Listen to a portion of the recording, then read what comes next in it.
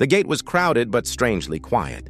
The kind of quiet that comes when people know something happened but pretend it didn't.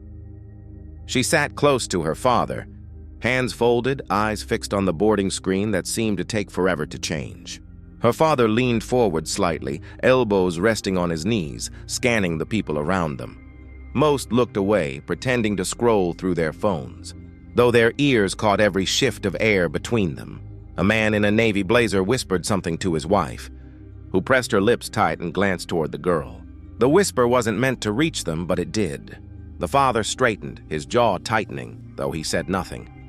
He placed his hand over his daughter's, steady and grounding. The attendant who had caused the scene walked briskly through the terminal, head lowered, avoiding eye contact.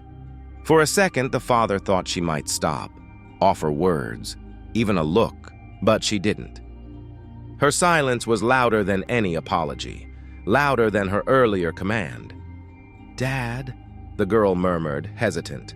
"Are they staring at me?" He took a breath, eyes steady on the board. "They're staring at themselves," he said quietly. "They just don't know it yet." Her fingers squeezed his, a small attempt at courage. Around them, the weight of unspoken words settled in. People weren't ready to defend, but they also weren't rushing to judge. The silence wasn't comfortable anymore. It was shifting, bending, preparing to break. Somewhere in that space, dignity stood taller than shame. It wasn't in the shouting or the stares. It was in the quiet hand of a father over his daughter's trembling one, refusing to be moved. Her small hands clutched the ticket so tightly the paper wrinkled against her palms. In the other hand, the toy bear dangled, worn at the ears, its stitched smile steady where hers faltered. She leaned closer to her father. But her eyes stayed on the carpet, counting lines, tracing patterns, finding rhythm where people's stares felt too sharp. A woman across the aisle whispered, "First class isn't for..." That, not daring to finish. The words floated, heavy, cruelly unfinished. The girl shifted, hugging the bear to her chest, shrinking without moving. Her silence wasn't surrender. It was her shield. Her father's voice cut through gently, almost too calm. "She has every right to sit here." The attendant's lips pressed into a line, her eyes scanning the ticket as if searching for a flaw. "Sometimes mistakes happen," she said, clipped cold. The girl's fingers shook, but she didn't speak. She didn't need to. The stillness in her body spoke louder than any protest. Each breath was a declaration that she was here, unmovable, even as others tried to erase her. The father leaned down, close to her ear. "Look at me," he whispered. She turned, eyes wide and glassy. "You don't have to say a word. Just being here. That's enough." She nodded slightly, the smallest motion, but in it was courage. Her presence alone turned the air heavier. Passengers glanced around, some ashamed, some restless, none brave enough to speak. The girl rocked gently, her toy pressed tight. She didn't crumble under the weight of exclusion.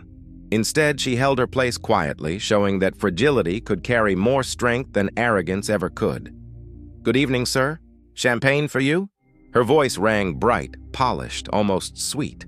The man in the tailored suit chuckled, lifting his glass as though her attention was his right. She laughed with him, light, practiced, rehearsed, but when she turned back, her smile thinned. Her eyes landed on the girl clutching her bear. The warmth drained. "You'll need to move," she said flatly, voice firm but lower, as if authority didn't need volume to cut. The father lifted the ticket, steady. "This is our seat." Her mask cracked, just enough for contempt to seep through. "Sometimes errors are made. These seats are meant for certain passengers." The pause was deliberate, heavy, louder than her words. The girl shrank slightly into the chair, rocking her toy gently, her silence like a fragile shield. Around them, a businessman coughed, too forced, a way to cover the discomfort no one would name. The father's voice was even, restrained. "Her name is right there," printed clearly. There is no mistake. Her smile returned, but it wasn't kindness. It was a warning. "Sir, I'm asking politely." Something in the air shifted. The passengers who once admired her poise now noticed the fracture.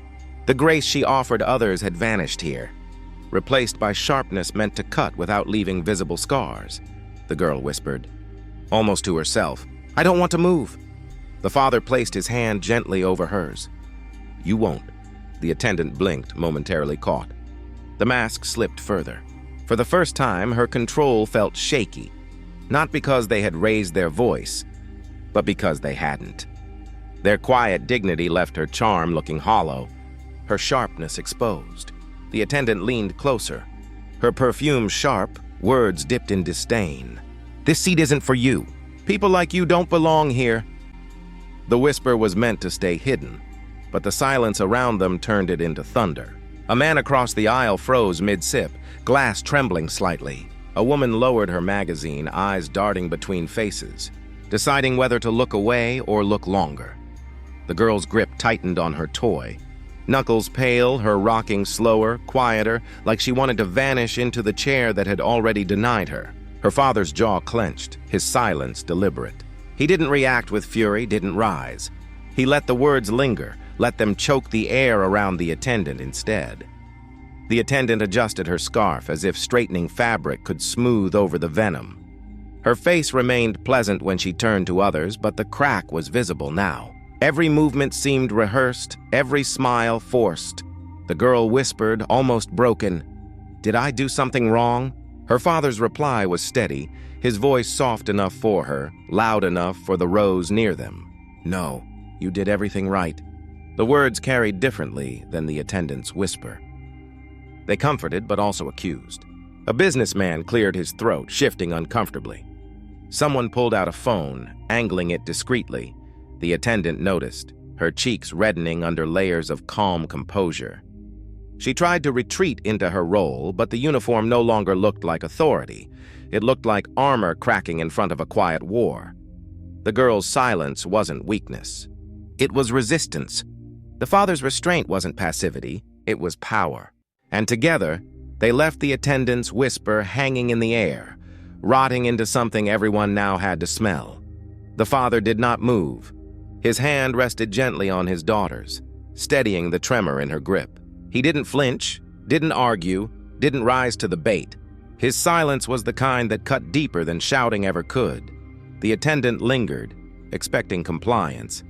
Her smile strained under the weight of nothingness returned. Silence stretched too long, turning into accusation without words. Finally, she muttered, "Sir, I'll check with the captain." He didn't answer, only nodded once, slow, deliberate, eyes fixed on her. That nod said more than any sentence. "I see you. I remember." Passengers shifted uncomfortably. Some pretended to scroll their phones, others stole glances. The atmosphere tilted. Her authority felt brittle, while his quiet composure grew heavier. Every second he remained still, she shrank. The girl leaned into him, whispering, "Why don't you say something?" His voice, soft, calm. Sometimes silence says enough. The narration pressed into the silence that followed, revealing what no one spoke aloud. Dignity had stepped into the aisle, and arrogance had retreated. His restraint wasn't weakness. It was a storm held in his chest, waiting. The attendant returned moments later, voice thinner now. "It seems the ticket is correct." A businessman coughed, hiding unease. A woman whispered to her child, "Don't stare." Yet the whole cabin stared without moving. The father's gaze didn't waver. He offered no victory line, no relief, just silence. Heavy, unyielding silence. The girl, sensing the shift, unclenched her toy slightly. She looked up at him, and for the first time, she saw not just her protector, but the storm he carried quietly. The plane hadn't lifted from the ground, but power had already left the uniform and landed firmly in his silence. "Sir, it's been handled," the attendant whispered earlier, but the echo of her words lingered long after. The father's silence had already shifted the air, yet beneath it lay something deeper, something that had happened many times before. The narration slipped in like a quiet thread. This was not the first black child told they didn't belong in first class. It wasn't the first father forced to steady his breath instead of his fists. The system had trained itself to forget, to bury complaints under polished apologies and paperwork. A voice from memory cracked through. An older woman once told, "Your seat was reassigned. Mistake. Nothing more." Another father, humiliated while his son watched, asked, "Why us?" Only to hear, "It's procedure, sir." Each flashback came in fragments as though stitched together by silence. Families denied upgrades, attendants smiling thinly, the same excuses repeated like rehearsed lines. Every story ended the same way, voices hushed, dignity dismissed, reports buried under policies written to shield arrogance. The father shifted in his seat now, jaw tightening, remembering. He had filed one of those reports once. "We'll review and get back to you," they had said. No one ever did. His daughter tugged at his sleeve. "Why do they always look at us like that?" He hesitated, not from lack of answer, but from too many. "Because they've forgotten who they're talking to." The narration filled the silence that followed. This was not about one seat, one flight, one attendant. It was about a system that polished its uniforms and painted smiles, while underneath it rotted, protecting power instead of people. And tonight, that rot had surfaced again, exposed not by shouting, but by the weight of a silence no one could bury. "Her ticket says first class," the father said, his voice calm but heavy. He held the paper out, the ink as clear as the insult written between the lines. The flight attendant didn't even glance at it. "Mistakes happen. Move her." Her tone was clipped, like she'd repeated this routine many times before. The confidence in her voice wasn't earned. It was inherited, protected by a system that had always told her she was untouchable. The girl's eyes flicked up, wide and uncertain. "Daddy, did we do something wrong?" she whispered. "No," he said quickly, though his throat tightened. He kept his eyes on the attendant, not blinking, not moving. Passengers shifted in their seats, silence thickening the cabin. Some looked down, pretending not to hear. Others stole glances, uneasy, but unwilling to step in. That silence wasn't neutral. It was permission, and she knew it. "You can't keep us from what we paid for," the father murmured, measured but firm. She crossed her arms, lips curling. "Sir, I don't make the rules. I enforce them. Take your seat and coach, or we'll have a problem."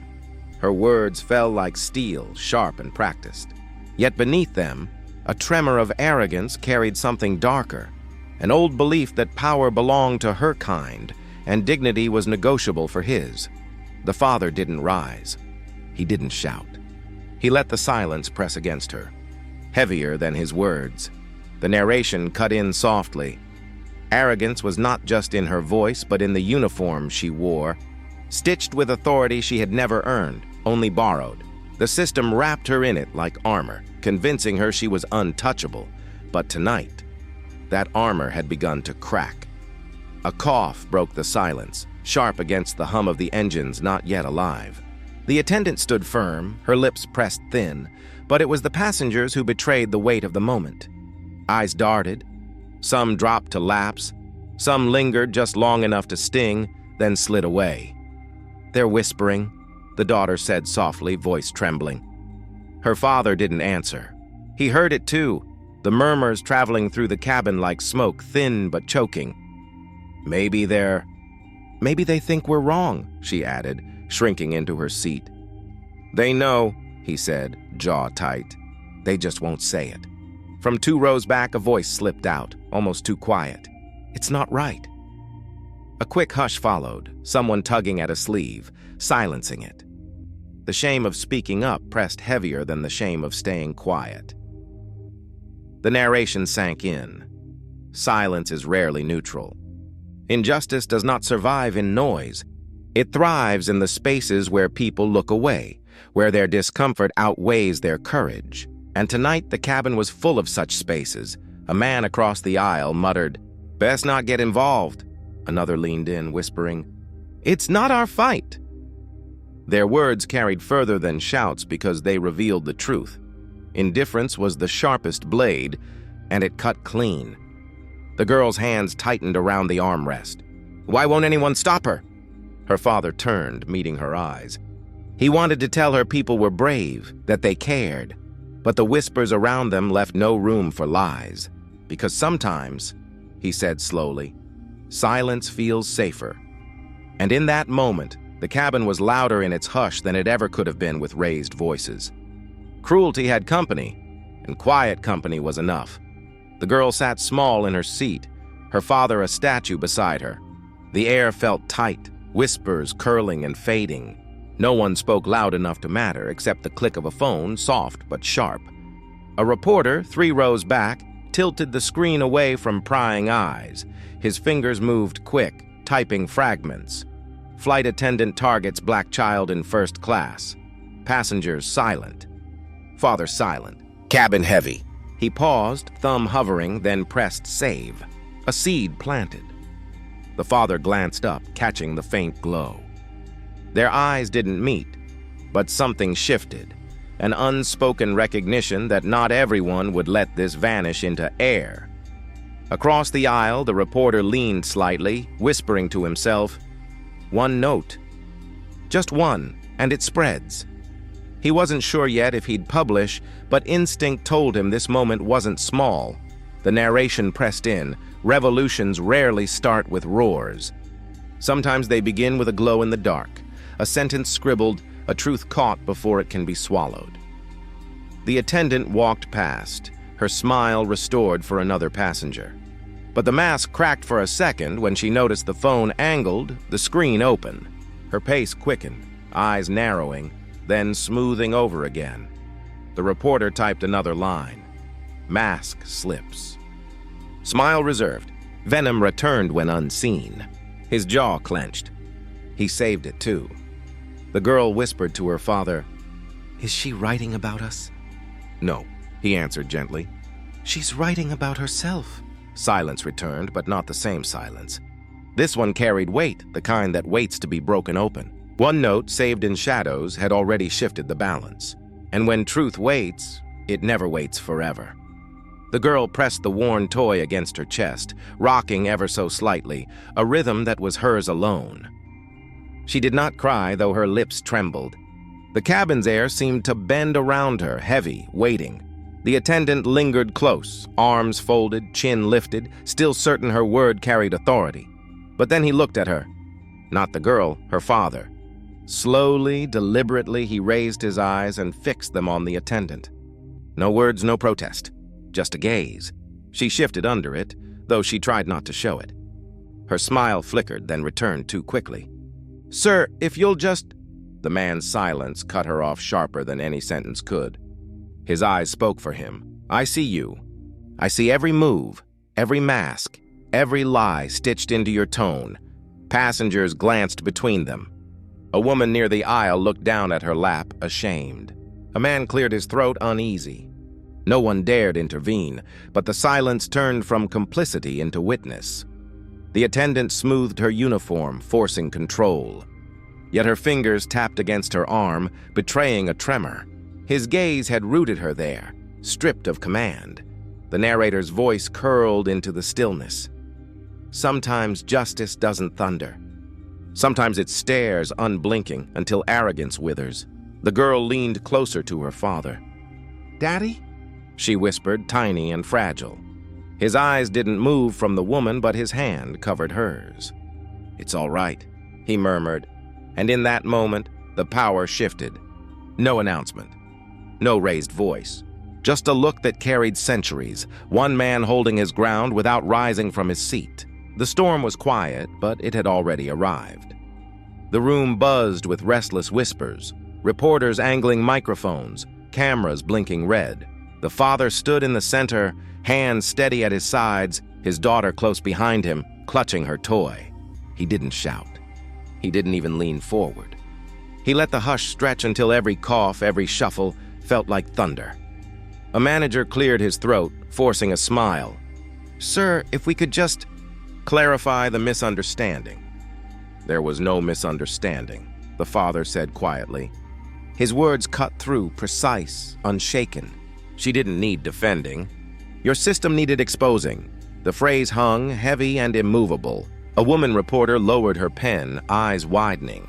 Passengers who had witnessed the scene exchanged glances, some nodding, some avoiding his gaze entirely. The manager tried again, voice thinner this time. "We regret isn't enough." He didn't raise his tone, but the silence around him carried it higher than a shout.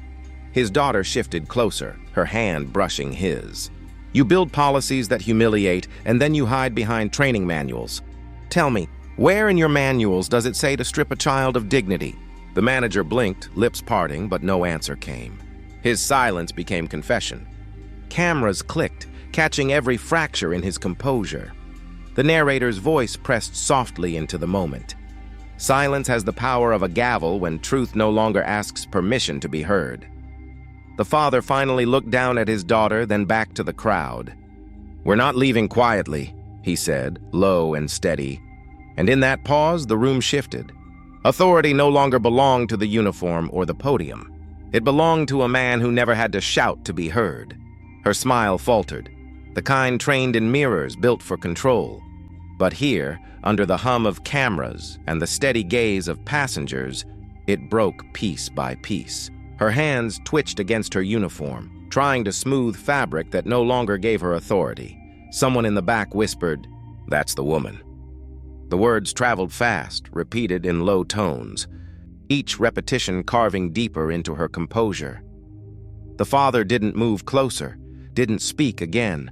His silence was louder than her trembling breath. He simply stood, calm, while she unraveled before an audience that had already chosen its side. I followed procedure," she stammered, voice catching. Her eyes darted to the manager, but he looked away, unwilling to stand beside her now. "You followed prejudice," came the father's reply. Short, steady, and final. A passenger raised a phone higher. Recording. The red light blinked, undeniable. She reached out a hand as if to explain, but the words never found her. Her throat tightened, her eyes burned, yet no defense carried weight in the silence surrounding her. The narrator's voice seeped into the space. Masks hold until truth presses against them, until lies collapse under their own weight. Her lips parted, forming half-words. "I didn't mean," but even she couldn't finish. The crowd's stillness condemned her louder than any verdict. The girl clutched her toy tighter, rocking slightly, unbothered by the storm around her.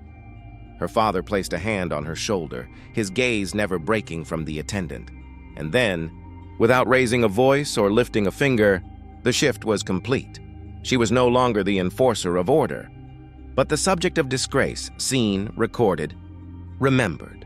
The father's voice was low, steady, almost too calm for the storm it carried. He didn't need to shout. Every syllable found its mark. "You didn't see her worth," he said, eyes fixed on the attendant, though his words stretched far beyond her. Not because she lacked it, but because of what you chose to see, her skin, her silence, her difference. The room stilled. Phones hovered, recording, the glow of screens like 1,000 witnesses. The attendant's lips trembled. I didn't mean," he cut through softly, not cruel, just certain. "You didn't mean to get caught." Passengers shifted. Some nodded, some lowered their eyes, all complicit in the silence that had let moments like this survive for so long. Narration rose. Injustice rarely breaks loudly. It reveals itself in cracks, casual words, small exclusions, a smile withheld, until someone refuses to look away. He turned slightly, not to the attendant now, but to the crowd. "My daughter did not need defending. She needed dignity. And if that was too heavy for this system to carry, then it will feel the weight of mine." The titles, the boardrooms, the polished nameplates, all of it was now visible, not as power flaunted, but as leverage redirected. Whispers spread like fire. "He's the CEO." "That's him!" The truth no longer belonged to him alone. It belonged to every screen uploading, every headline drafting. The attendant sank into her chair, shrinking. Authority had slipped from her hands, slipping faster with each recording. And in that moment, the father did not raise his voice, nor claim victory.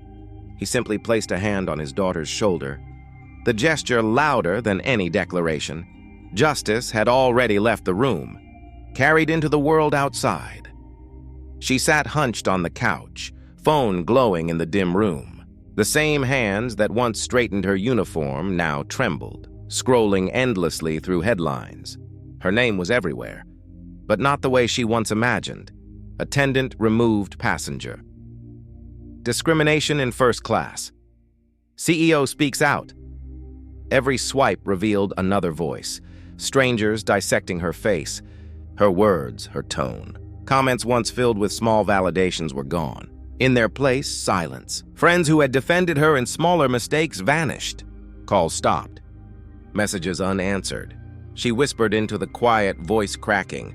"I was just doing my job." The sentence didn't even convince her. Her phone buzzed.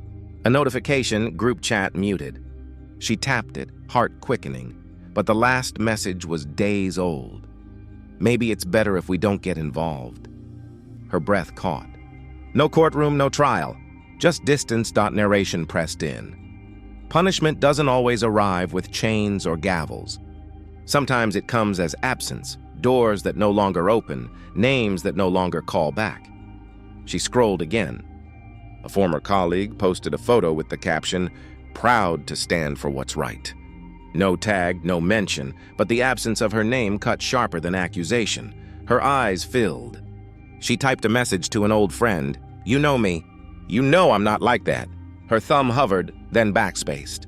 The words felt hollow before they were even sent. The room around her was still. The applause she once lived for, the nods of approval she depended on, all faded into a silence heavy enough to smother.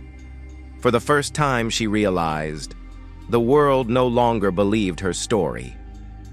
And maybe deep down, neither did she. ChatGPT said the hum of the engines was steady, almost soothing. The little girl traced her finger along the armrest, her toy resting quietly on her lap. No one looked twice at her this time. No raised brows, no hesitant whispers. Just space. Simple, human space. The father leaned back, watching her shoulders unclench, her breathing even. For once, the world was not pressing down on her. "Is it okay now, Daddy?" she asked softly. He nodded. "It's okay." The attendant approached slowly, eyes lowered but voice steady. "Mr. Carter, if there's anything you or your daughter need, please don't hesitate to ask." The words weren't grand, but the tone carried weight. Measured, careful, respectful. He gave a short nod in return, no smile, no thanks. He didn't need to affirm what should have always been. Narration unfolded like a breath held too long. Sometimes victory doesn't arrive with headlines or applause. Sometimes it exists in what doesn't happen, the absence of cruelty, the quiet respect that finally replaces harm. The girl leaned against his arm, eyes closing, safe in a seat that once became a battlefield.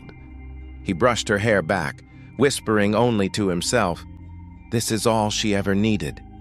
A silence settled, but not the heavy silence of injustice. This was different, lighter, restorative. Even those around them seemed to feel it, shifting subtly in their seats, as though reminded of something basic and human. No one clapped. No one made speeches. The moment was not about grandeur. It was about stillness, about dignity that required no sound. The father didn't claim victory aloud. He carried it in his posture, in the calm of his daughter's rest. Justice at last had learned to sit quietly beside them. The plane had landed hours ago, yet the memory still lingered in quiet spaces people carried home.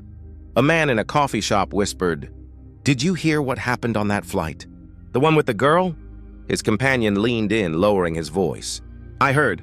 Folks say her father didn't raise his tone once, and still, everything changed." Their words hung between sips, delicate but steady, as if careful not to break the fragile dignity of the story. In the father's office later, a colleague stood by the doorway. "You didn't shout? You just sat?" The father closed a file, eyes calm. "Justice isn't loud. It's the silence that follows when truth finally sits where it belongs." The colleague looked away, uncomfortable with how simple the answer was, yet unable to deny the weight of it. And outside, the whispers spread further, neighbors at dinner tables, mothers walking children to school. Respect is earned, one woman told another, but dignity, sometimes it's protected in silence. The arrogance that once filled spaces began to feel out of place, as though people no longer had patience for it. Narration flows softly. Arrogance rarely dies in argument. It starves when a community stops feeding it. The girl's quiet victory traveled further than any raised voice could have. No speeches, no grand gestures, just the sound of people deciding, quietly, collectively, that they would not look away anymore. In time, the story became less about what was done to her, and more about how she sat there, unshaken, while others unraveled. A small truth remained. Silence, when rooted in dignity, carries further than arrogance ever will.